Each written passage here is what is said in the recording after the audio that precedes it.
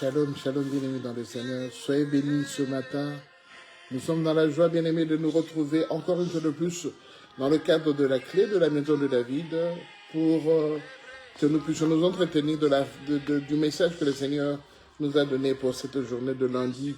Nous sommes le lundi, le lundi 18 mai 2026.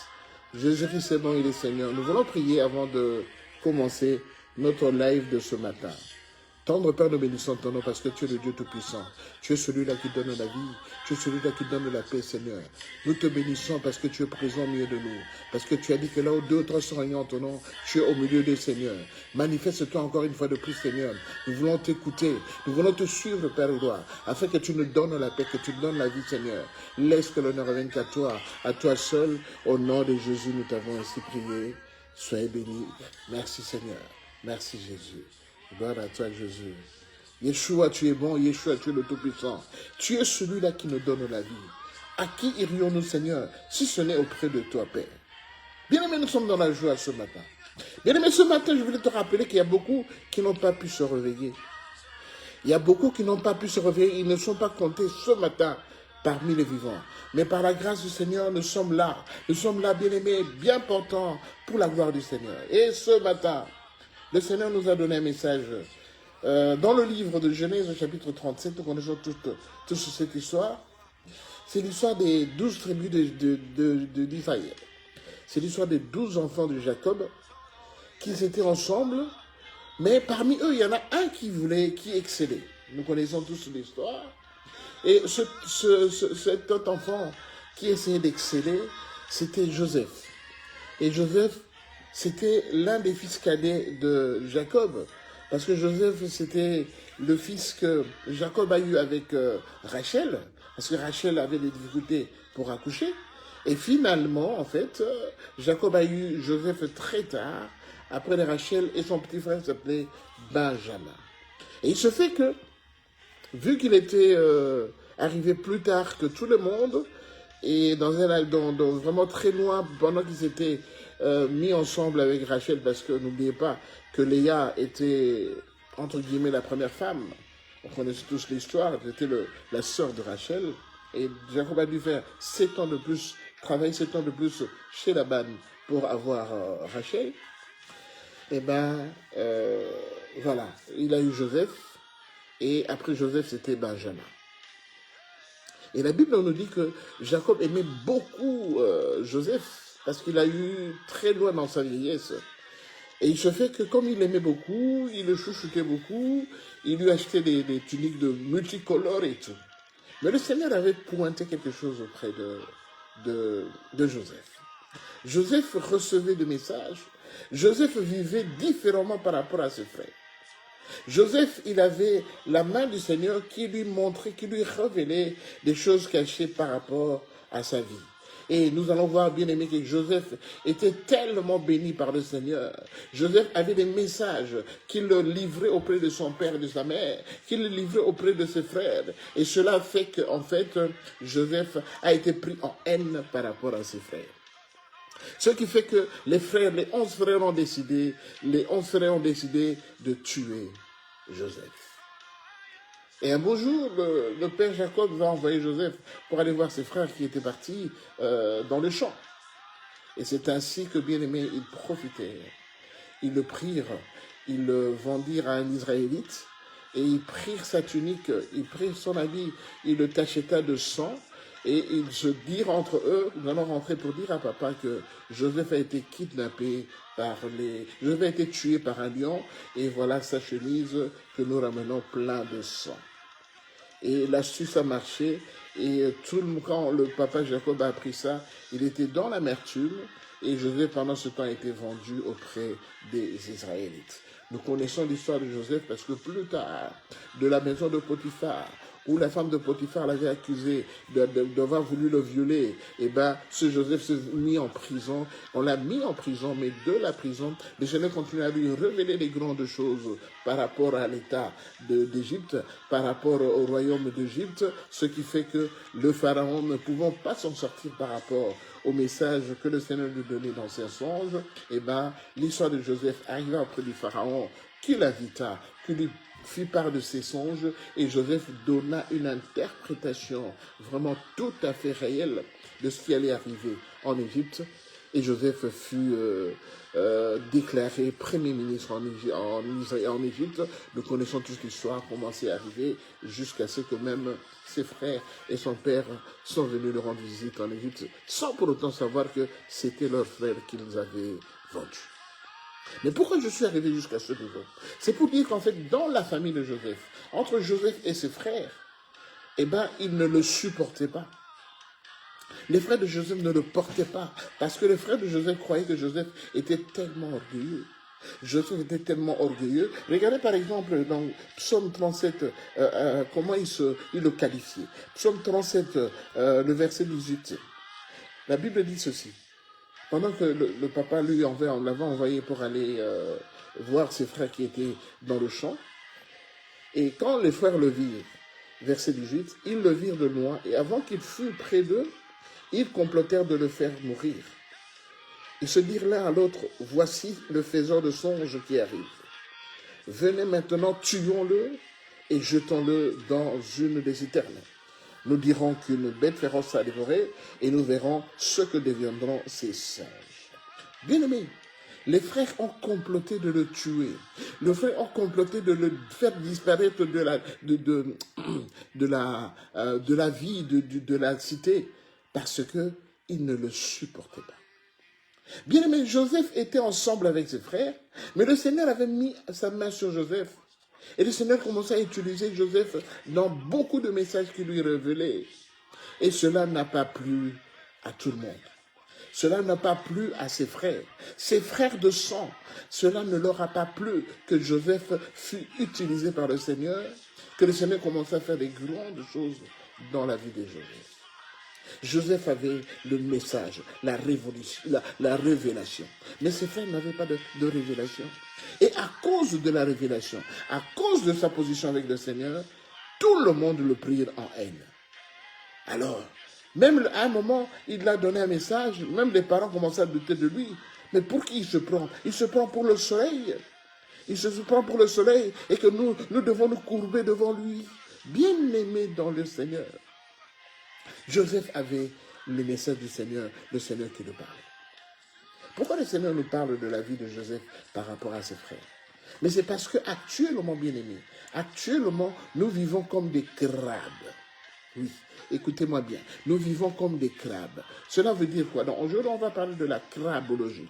La crabologie, c'est un mot inventé qui veut dire la science des crabes, la tendance des crabes. Comment les crabes vivent quand ils sont ensemble. Bien aimés, nous sommes comme des crabes. Et ce que nous vivons, c'est la crabologie. Mais qu'est-ce qui est sous-entendu dans ce message de la crabologie? Vous savez, les crabes, vous pouvez les mettre dans un seau. Ils sont tous dans le fond du seau, en train de bouger. Vous pouvez les laisser là, vous pouvez aller dormir. Et le lendemain, quand vous allez revenir, vous allez tous les trouver toujours dans le seau. Et cela, vous savez pourquoi? Mais c'est parce que les crabes ont une tendance de vie. Ils ont une façon de vivre qui est actuellement comparable à la façon de vivre de nous les humains. Je suis désolé de le dire, mais c'est exactement la même façon. Vous savez, les crabes, quand parmi eux qui sont dans le fond du seau, quand il y en a un qui veut essayer de monter pour sortir du seau, qu'est-ce qui se passe? Les autres, quand ils vont se rendre compte qu'il y en a un qui veut s'échapper, qu'est-ce qu'ils font? Ils vont essayer de remonter pour le rattraper et le ramener en bas. C'est pourquoi nous appelons ça, bien aimé, la crabologie. La tendance des crabes, la doctrine des crabes, c'est que personne ne doit évoluer, personne ne doit exceller. Nous devons tous rester au même niveau. De telle sorte que quand il y en a un qui veut exceller, un qui veut se lever, les autres le prennent, le ramènent vers le fond du seau. Et c'est ça leur tendance. Mais malheureusement, dans les assemblées où nous sommes, dans la vie de tous les jours, nous les enfants de Dieu, nous commençons à ressembler à des crabes. Nous commençons à vivre la crabologie. Parce que parmi nous, quand le Seigneur utilise un frère, utilise une sœur, le Seigneur le remplit d'onction, le remplit de puissance. Et quand cette sœur ou ce frère va commencer à exercer son activité, qu'est-ce qui se passe? Eh bien, les autres vont commencer à murmurer derrière elle, elles vont commencer à parler mal contre elle, alors que le Seigneur l'a utilisée en ce moment. Vous savez, on a toujours dit que il faut savoir respecter la puissance et puis la façon dont le Seigneur nous bénit. Vous savez, la façon dont le Seigneur bénit un frère, en lui donnant par exemple une famille, un couple, ce n'est pas de la même façon que le Seigneur bénira un autre couple qui est stérile, qui n'a pas d'enfant. Il y a des couples qui mettent des enfants, qui mettent au monde facilement, dont la femme conçoit facilement, mais il y en a d'autres qui passent des années et des années pour que la femme ne puisse concevoir. Ce qui fait qu'il y a des couples qui sont restés pendant plus de 10 ans, 15 ans, 20 ans, sans pour autant concevoir, parce qu'ils n'arrivent pas à le faire. Alors, il y a certains couples, 2-3 mois après leur union, et bien directement, il y a la femme qui conçoit, il met au monde le premier enfant, et ainsi le deuxième, le troisième, et ainsi de suite. C'est parce que, bien aimé, nous sommes tous des êtres humains. Mais la façon dont le Seigneur a mis son onction, a mis sa bénédiction auprès de chacun de nous, cela est différent. Nous sommes tous issus du même endroit, du même lieu, mais nous ne sommes pas tous constitués de la même façon. La grâce que le Seigneur peut me donner peut être différente de la grâce que le Seigneur peut te donner à toi. Parce que le Seigneur, bien aimé, le calcul de Dieu, ce n'est pas notre calcul. Nous avons notre exemple dans la Bible, l'exemple de Néhémie, dans le livre de Néhémie, chapitre 4. Néhémie était parmi les Hébreux, les Israélites de la diaspora, c'est-à-dire ils ont quitté, ils ont fui Jérusalem, ils ont fui Israël et ils sont allés, bien aimés, ils sont allés se mettre ailleurs parce que les conditions en Israël n'étaient pas bonnes. Les conditions en Israël n'étaient pas bonnes. Alors, quand ils sont mis ailleurs, bien aimés, ils se sont constitués en diaspora. En diaspora des Juifs qui étaient déportés à la Babylone. Alors, ce jour-là, bien aimé, Néhémie qui était à Suse, la Bible dit, Néhémie chapitre 4, verset 1, verset 2, la Bible dit, lorsque Sanballat apprit que nous rebâtissions la muraille, il fut en colère et très irrité. Il se moqua de Juifs et dit devant ses frères et devant les soldats de la Samarie, à quoi travaillent ces Juifs impuissants? Les laissera-t-on faire? Sacrifieront-ils? Vont-ils achever? Redonneront-ils vie à des pierres ensevelies sous des monceaux de poussière et consumées par le feu? Tobie l'Ammonite était à côté de lui et il dit, qu'ils bâtissent seulement. Si un renard s'élance, il renversera leur muraille de pierre. De bien-aimé, c'est pour comprendre que, bien-aimé, dans la vie, tout le monde ne nous porte pas de la même façon. Pendant qu'ils étaient en train de rebâtir la muraille, pendant qu'ils rebâtissaient la muraille, parce que Jérusalem était en ruine, Néhémie a pris la décision de prendre quelques frères de la diaspora, de repartir à Jérusalem pour rebâtir la muraille de Jérusalem. Et la Bible dit que pendant qu'ils étaient en train de rebâtir leur ville, de rebâtir la muraille, bien aimés, tous les méchants, tous les voisins qui ne le supportaient pas, quand ils ont vu que Néhémie commençait à rebâtir la muraille, alors ils ont commencé à lancer des pics, à lancer des mots pour le décourager. Ils ont dit, à quoi travaillent ces Juifs impuissants? Bien aimé, ils ont commencé à le psalmodier, ils ont commencé à le désarticuler, ils ont commencé à le fracasser en disant des mots méchants qui vont le décourager, qui vont l'affaiblir. Bien aimé, c'est la même façon que nous vivons dans nos assemblées. Dans nos assemblées, quand le Seigneur utilise un frère très puissamment dans le domaine dans lequel il est, bien aimé, les autres commencent à murmurer, commencent à dire, pour qui il se prend? Nous avons tous commencé ici, dans cette assemblée, de la même façon. Nous avons tous été formés par la même personne, par Daddy. Nous sommes tous de la même façon. Pour qui il se prend? Qu'est-ce qu'il raconte dans ses prédications? Il se prend pour qui? Mais vraiment, il se prend pour qui? Bien aimé, les critiques ne ratent pas. Les critiques ne manquent pas, bien aimé. Les critiques ne manquent pas. Même si tu es un daddy, bien aimé, le Seigneur t'utilise puissamment. Un autre daddy, dans une autre assemblée, d'autres daddy vont commencer à murmurer, à parler mal de toi. Bien aimé, les êtres humains, les chrétiens surtout, ne veulent pas quelqu'un émerger. Chaque fois que tu émerges, les autres vont essayer de te rattraper pour te ramener dans le fond du seau, comme les crabes. Nous vivons la crabologie. Bien aimé, la crabologie, c'est quelque chose qui n'est pas bon. Parce qu'avec la crabologie, le Seigneur ne fera pas en toi. Le Seigneur a créé chacun de nous selon lui. Le Seigneur a imparti sa grâce auprès de chacun de nous, pas de la même façon. Bien aimé, comprenons-le, comprenons-le. Nous sommes serviteurs de Dieu. Nous sommes à la merci du Seigneur. Nous sommes dans le champ de Dieu. Mais le Seigneur veut que nous puissions travailler selon sa grâce. Le Seigneur, il n'est pas un fils de l'homme pour mentir, ni un fils de l'homme pour se repentir. Quand Dieu prend une décision de bénir un serviteur, de bénir un frère, de bénir une sœur, il le fait selon lui, parce qu'il s'appelle Jéhovah, il s'appelle le Tout-Puissant. Bien-aimés, arrêtons de nous encacailler, arrêtons de nous piquer des couteaux au milieu de nous, bien-aimés. Le Seigneur nous a créés pour sa grâce. Bien-aimés, nous sommes tous unis, nous connaissons le Seigneur a imparti sa grâce auprès de chacun de nous, tout cela pour l'utilité commune. Le Saint-Esprit qui est en nous, le Saint-Esprit que nous allons célébrer à la fin de cette semaine, le Saint-Esprit qui est l'esprit de paix, l'esprit de joie. Bien-aimé, il n'est pas un esprit de désordre. Il n'est pas un esprit de chamaillement, il n'est pas un esprit de dispute, mais le Saint-Esprit est un esprit d'ordre. Bien-aimé, évitons de nous lancer des pics. Évitons de nous haïr, évitons, bien-aimés, de nous entretuer, parce que la Bible dit, la moisson est grande, mais il y a peu d'ouvriers. Bien-aimés, la crabologie a atteint la plupart de nos assemblées ces derniers temps. La crabologie a atteint nos familles. Bien-aimés, vous allez voir dans une famille, le Seigneur bénit un frère, le Seigneur bénit une sœur dans la famille, et les autres commencent à parler mal de lui, parce qu'ils ne supportent pas l'élévation que Dieu donne à chacun, l'élévation que Dieu donne à leur frère ou à leur sœur. Bien-aimés, comment pouvons-nous évoluer, même dans le pays, même en Afrique, bien-aimés, quand tu vois un frère, tu vois une personne émerger par rapport à la population, les autres commencent à le prendre en haine. Parce qu'ils ne supportent pas qu'ils avaient tous commencé au même niveau, mais qu'il y en ait un qui arrive à émerger, à aller plus haut que les autres. Et il y en a un qui est béni, alors que les autres ne sont pas bénis. Et cela crée la jalousie. Bien aimé, la jalousie, c'est une arme de l'ennemi.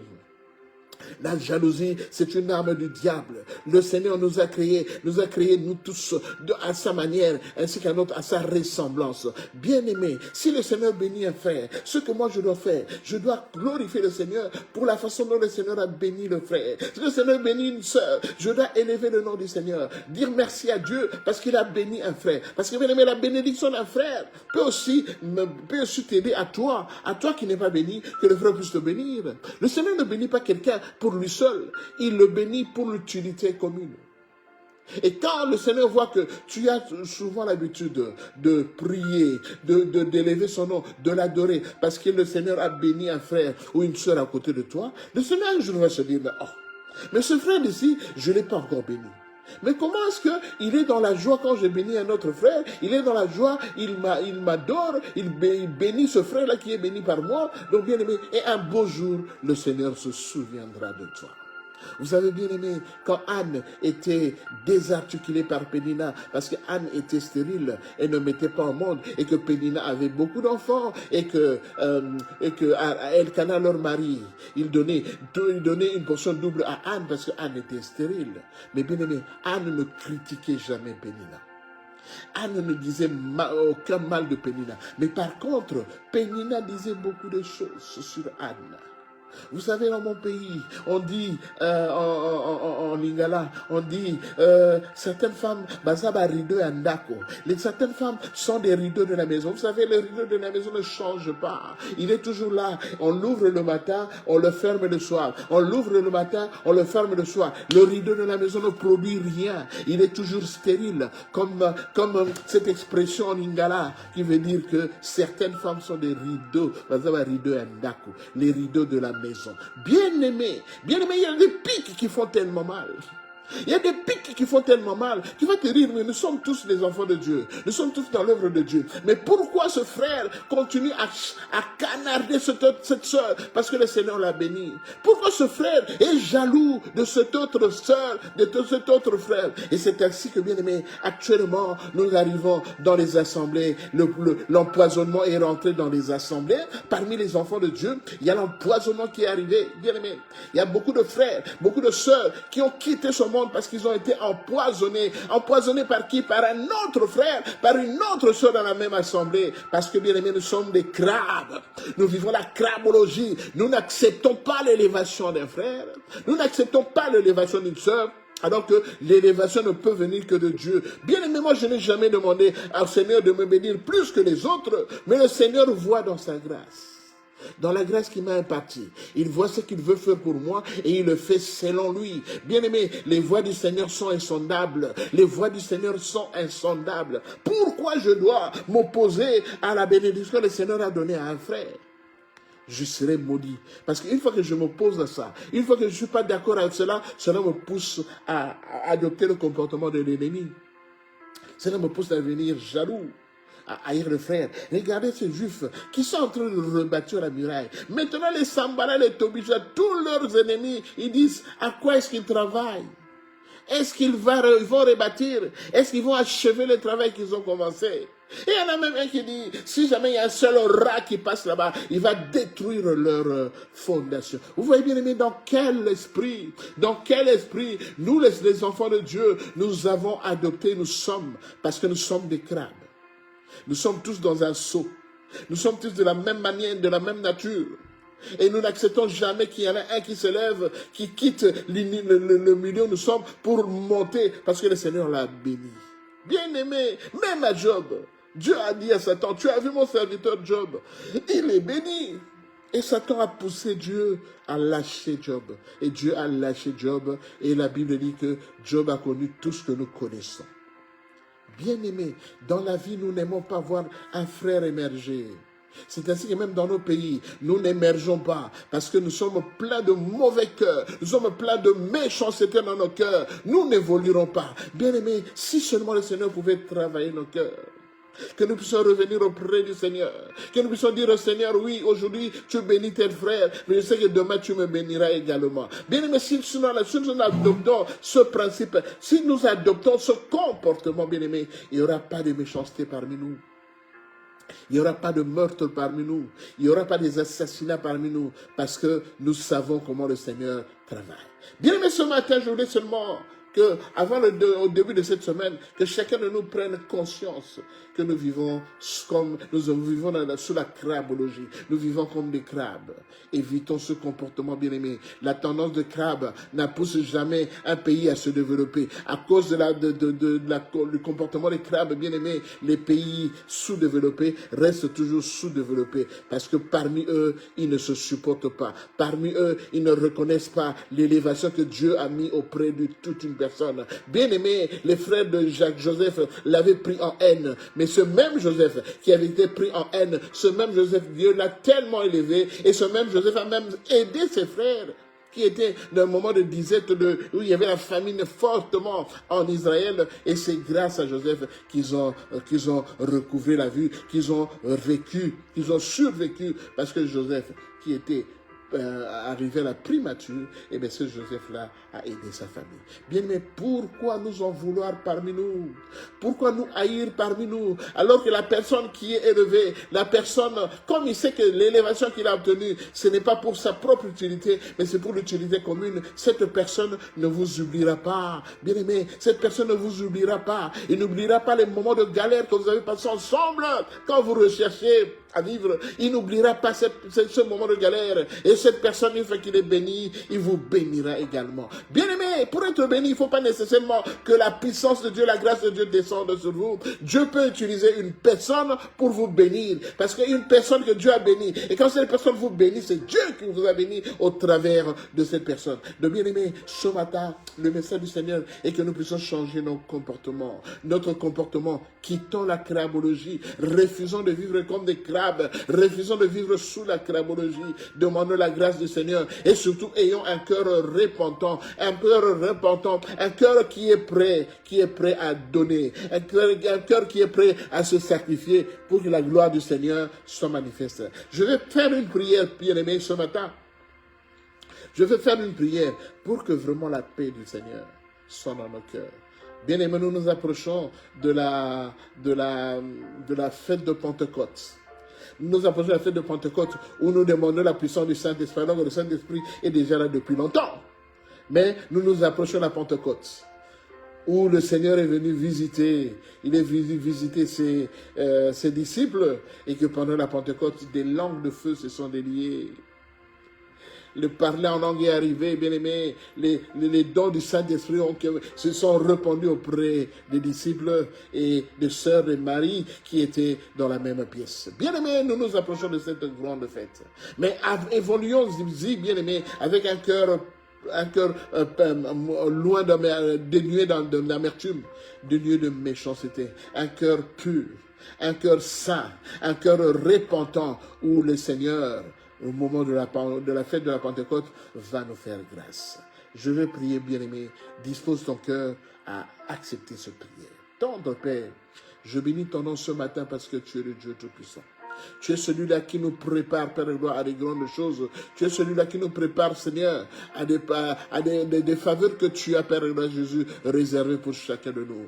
Oui, Seigneur Jésus-Christ, Père, la faveur, c'est une grâce imméritée, Père de gloire. Je ne sais pas ce que tu prépares pour mon frère, pour ma soeur, à la fin de cette semaine. Mais ma prière ce matin est que tu puisses enlever de nos cœurs l'esprit de la crabologie, enlever de nos cœurs, l'homme de Galilée, l'esprit de dispute, l'esprit de haine, l'esprit d'envie, l'esprit de jalousie. Enlève les Pères de gloire. Seigneur, nettoie nos cœurs. Nettoie nos cœurs, Seigneur Jésus-Christ, Père. Parce que toi, tu as dit, je parlerai à ton cœur, je serai ton Dieu et tu seras mon peuple. Seigneur, ce cœur que tu as choisi, mon cœur, le cœur de mon frère que tu as choisi, Père, afin de parler à ce cœur, l'homme de Galilée, que cela puisse nous aider à changer de comportement, à changer d'attitude, Père. Seigneur, en ne le faisant pas, personne parmi nous ne pourra avoir la puissance de ta grâce. Seigneur, donne-nous un cœur disposé cette semaine.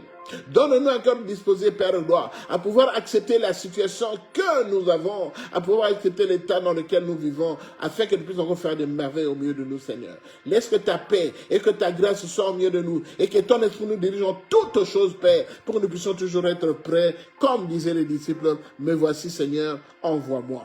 Oui, Seigneur, que nous puissions le dire, Père de gloire, avec un cœur repentant, un cœur plein d'envie, un cœur plein de volonté de pouvoir encore te connaître, de pouvoir encore te suivre, de pouvoir travailler dans ton champ. Je te bénis pour mon frère.